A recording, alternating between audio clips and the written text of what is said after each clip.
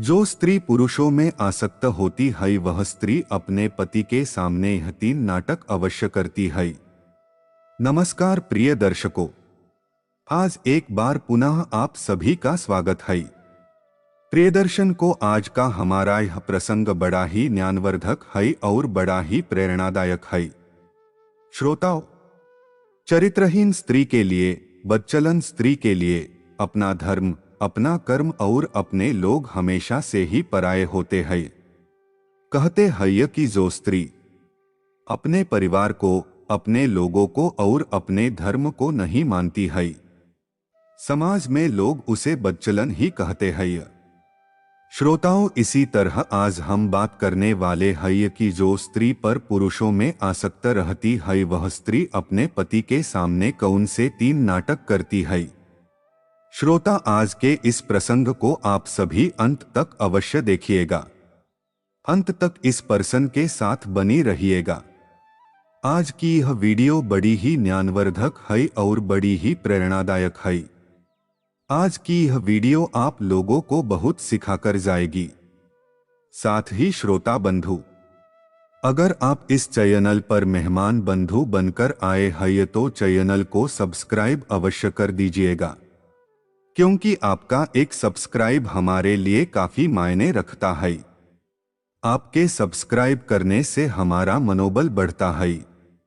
साथ ही श्रोता बंधु, आप केवल हमारे दर्शक ही नहीं, आप हमारे परिवार की तरह हो और आपके एक सब्सक्राइब करने से हमारा परिवार बढ़ता है, इसलिए चैनल को सब्सक्राइब अवश्य कीजिएगा। साथ ही प्रिय बंधु, अगर हो सके तो इस ज्ञानवर्धक प्रसंग को आप अपने मित्र बंधु तक अवश्य शेयर कीजिएगा ताकि उन्हें भी इस प्रसंग का लाभ प्राप्त हो सके। श्रोता, आइए जानते हैं।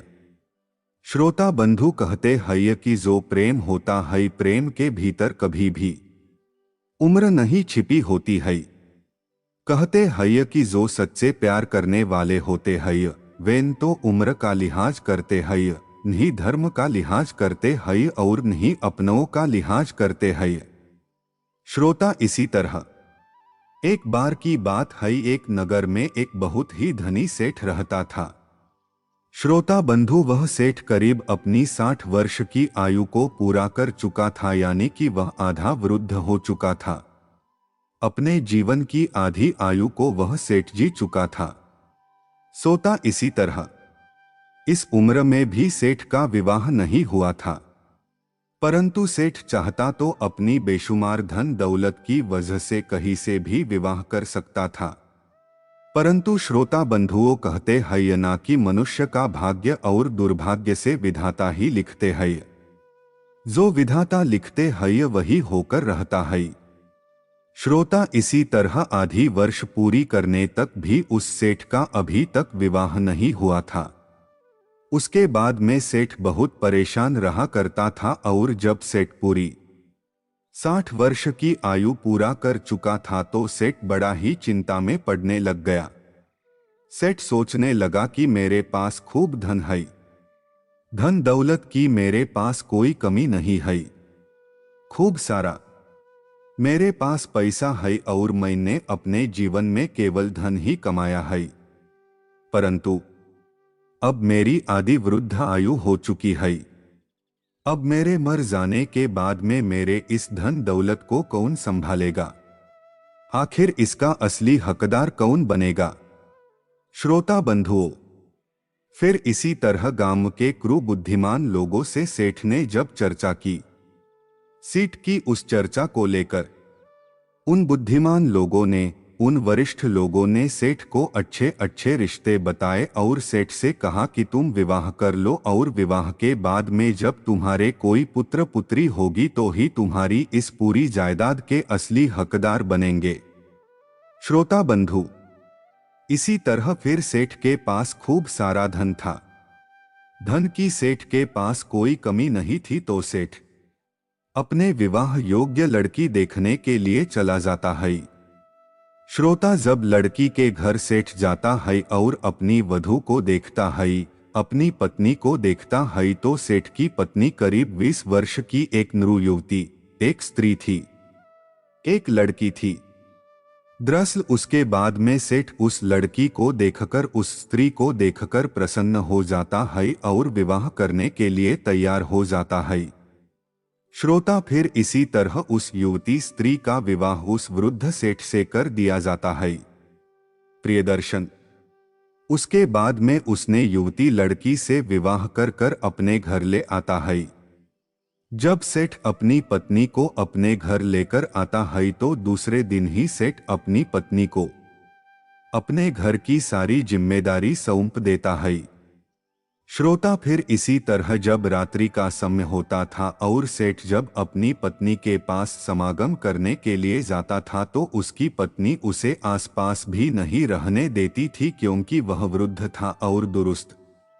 दोस्तों, कहा जाए तो उस सेठ की उम्र उस युवती लड़की के पिता के समान थी, और देखा जाए तो यह एक पाप के समान ही है।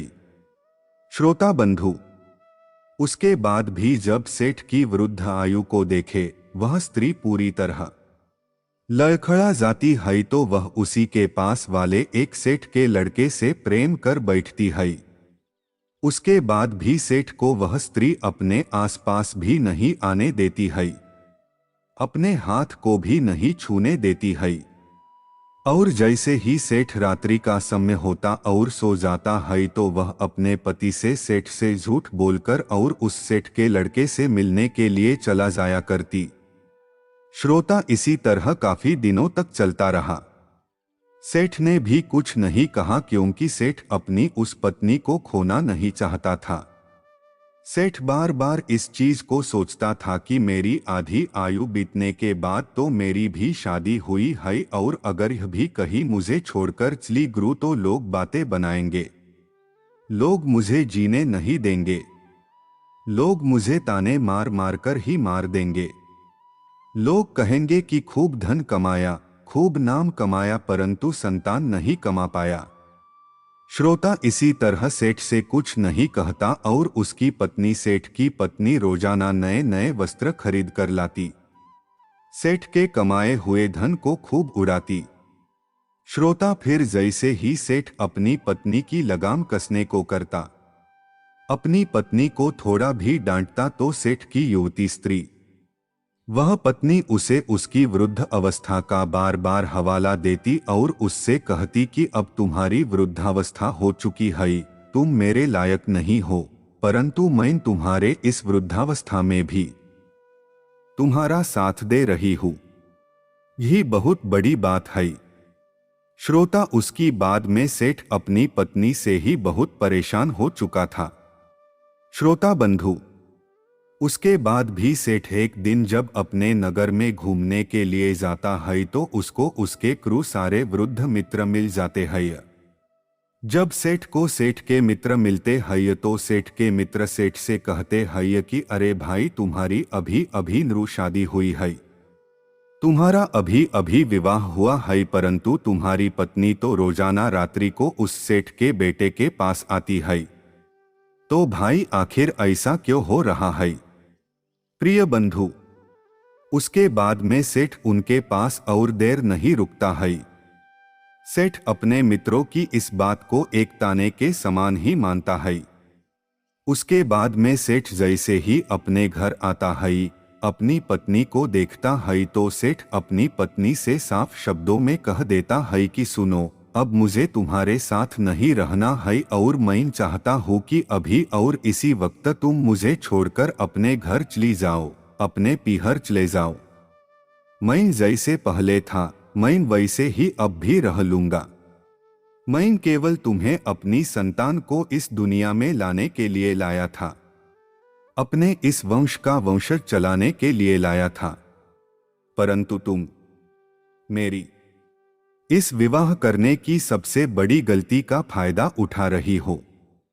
श्रोता बंधु, उसके बाद में वह सेठ अपनी उस बदचलन पत्नी को वहां से भेज देता है और अपनी सारी जमीन जायदाद, अपने सारे धन को गरीबों में बांट देता है और फिर सादा जीवन जीने लगता है और भगवान की भक्ति में लग जाता है।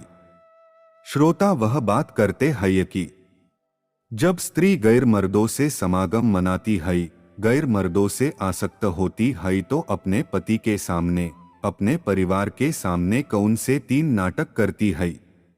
श्रोताओं, पहला, जो स्त्री पर पुरुष में आसक्त होती है वह अपनी पर अपने प्रेमी को अपने घरवालों के अपने पति के सामने अपना कोई मित्र, बंधु या भाई बनाकर ही पेश कर देती है, क्योंकि उसे केवल अपने प्रेमी के बारे में ही सोचता है, अपने धर्म के बारे में नहीं सोचता है। और श्रोता, किसी ने सत्य ही कहा है।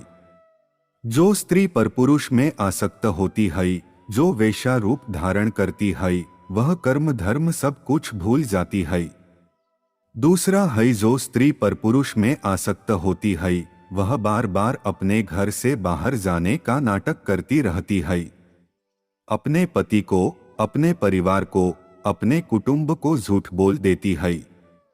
श्रोता बंधु, तीसरा है, जो स्त्री पर पुरुष में आसक्त होती है वह अपने परिवार को, अपने पति को बार बार नीचा दिखाने की कोशिश करती है, उन्हें बार बार उनकी कमजोरी का हवाला देती रहती है, जिससे वे अपने मन से भीतर से बीमार हो जाती है और अपनी इस लाचारी को घेर लेती है।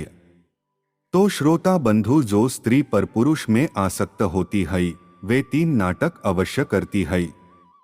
यह प्रसंग आपको कैसा लगा? कमेंट बॉक्स में अवश्य बताइएगा। साथ ही चैनल को सब्सक्राइब नहीं किया तो अभी चैनल को सब्सक्राइब कर ले।